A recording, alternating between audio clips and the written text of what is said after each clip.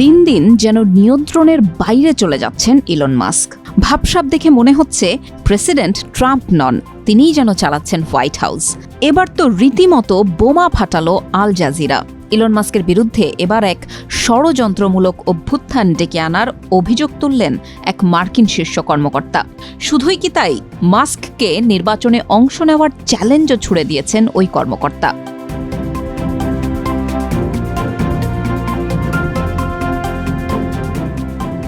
সিনেটের ডেমোক্রেটিক নেতা চাক শুমার এক সংবাদ সম্মেলনে দাবি করেছেন যুক্তরাষ্ট্র চালাচ্ছে একটি অনির্বাচিত ছায়া সরকার। তবে অনেকেই বুঝতে পারছিলেন এই ছায়া বলতে তিনি ইলন মাস্ককেই বুঝিয়েছিলেন।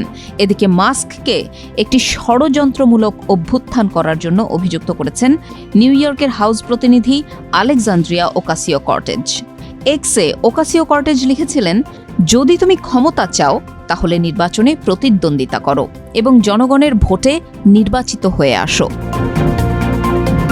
এখানেই শেষ নয়।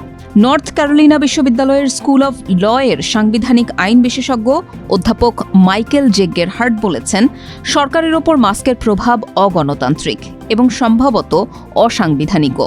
আল জাজিরাকে গেরহার্ড বলেন, সম্ভবত এই প্রথমবারের মতো সরকারের বাইরের কাউকে এত খোলাখুলিভাবে ভেতরে ঢুকতে দেয়া হয়েছে।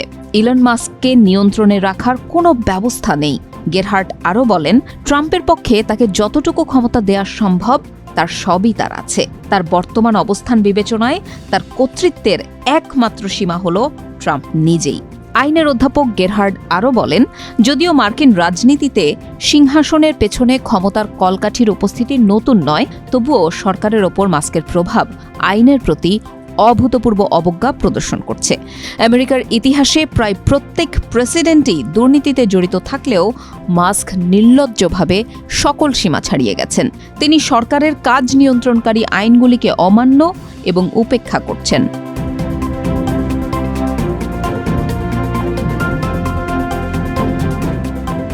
নির্বাচনে ট্রাম্পের জয়লাভের পর থেকেই আধিপত্য বিস্তারে উঠে পড়ে লেগেছেন বিলিয়নিয়ার ইলন মাস্ক। দ্রুত গতিতে যুক্তরাষ্ট্র সরকারে আসন গেড়ে বসছেন তিনি।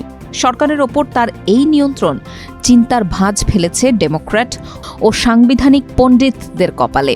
আর মার্কিন প্রেসিডেন্ট হিসেবে দ্বিতীয় দফায় ডোনাল্ড ট্রাম্পের শপথ গ্রহণের পরবর্তী 2 সপ্তাহে তথাকথিত ডিপার্টমেন্ট অফ গভর্নমেন্ট এফিসিয়েন্সি বা ডজ এর প্রধান হয়ে উঠেছেন ইলন মাস্ক। আর ক্ষমতা পেয়েই ঝড় তুলেছেন ফেডারেল আমলাতন্ত্রে, যা সাংবিধানিক সংকট এমনকি একটি অভ্যুত্থানেরও আশঙ্কা তৈরি করেছে অনেকের মাঝেই। কারণ হোয়াইট হাউস কর্তৃক বিশেষ সরকারি কর্মচারী হিসেবে মনোনীত মাস্ক নির্বাচিত পদে অধিষ্ঠিত নন, এমনকি অংশ নন ট্রাম্পের মন্ত্রিসভারও। তবুও মার্কিন কংগ্রেসের তত্ত্বাবধান ছাড়াই বিভিন্ন কাজ করছেন ইলন মাস্ক। যেমন যুক্তরাষ্ট্রের প্রধান বিদেশি সাহায্য সংস্থার কাজ বন্ধ করে দিয়েছেন মাস্কের সহযোগীরা। লক্ষ লক্ষ সরকারি কর্মচারীকে চিহ্নিত করেছেন চাকরিচ্যুত করার জন্য।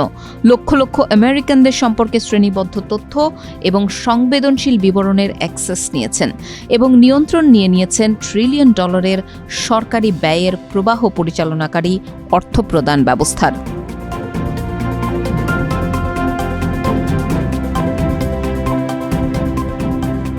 টেসলা এবং স্পেস এক্সের সিইও হিসেবে বিশ্বের সবচেয়ে ধনী ব্যক্তি মাস্কের কোটি কোটি ডলার মূল্যের সরকারি চুক্তি রয়েছে, যা তার খরচ কমানোর প্রচেষ্টাকে নিজ স্বার্থ রক্ষার চেষ্টা হিসেবে প্রশ্নবিদ্ধ করছে। মার্কিন বিচার বিভাগের আইনের অধীনে বিশেষ সরকারি কর্মচারীরা সাধারণত অস্থায়ী ভিত্তিতে নিযুক্ত হন। আর্থিক স্বার্থকে প্রভাবিত করে এমন বিষয়গুলিতে তারা অংশগ্রহণ করতে পারেন না। সরকারি নীতিশাস্ত্রে বিশেষজ্ঞ ওয়াশিংটন বিশ্ববিদ্যালয়ের আইন অধ্যাপক ক্যাথলিন ক্লার্ক আল জাজিরাকে বলেন, কিন্তু মাস্ক যেসব কাজ করছেন শুধুমাত্র বিচার বিভাগই এই ধরনের আইন প্রয়োগ করতে পারে। এতে হোয়াইট হাউস সহ বিভিন্ন ক্ষেত্রে দেখা দিয়েছে অসন্তোষ। সাবেক মার্কিন প্রেসিডেন্ট জর্জ ডব্লিউ বুশের প্রশাসনে হোয়াইট হাউসের প্রধান নীতিশাস্ত্র আইনজীবী হিসেবে দায়িত্ব পালনকারী রিচার্ড পেইন্টার আল জাজিরাকে বলেন, দেশের ইতিহাসে আমি কখনো এমন কিছু দেখিনি। সর্বদা আমাদের প্রেসিডেন্ট, মন্ত্রিসভার সদস্য এবং ট্রেজারি সেক্রেটারি সিনেট দ্বারা নির্বাচিত হন।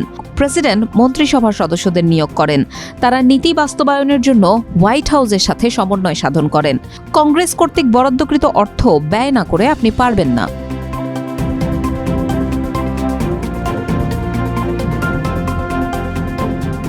হোয়াইট হাউসের ওভাল অফিসে সাংবাদিকদের সাথে কথা বলার সময় এই বিষয়ে আশ্বস্ত করেন ট্রাম্প। বলেন, মাস্ক তার প্রশাসনের অনুমোদন ছাড়া কিছুই করতে পারবেন না এবং করবেন না। যেখানে উপযুক্ত আমরা তাকে অনুমোদন দেব, যেখানে উপযুক্ত নয় আমরা দেব না। ট্রাম্প আরও বলেন, যেখানে আমরা মনে করি কোনো দ্বন্দ্ব বা সমস্যা আছে আমরা তাকে তার ধারে কাছেও যেতে দেব না।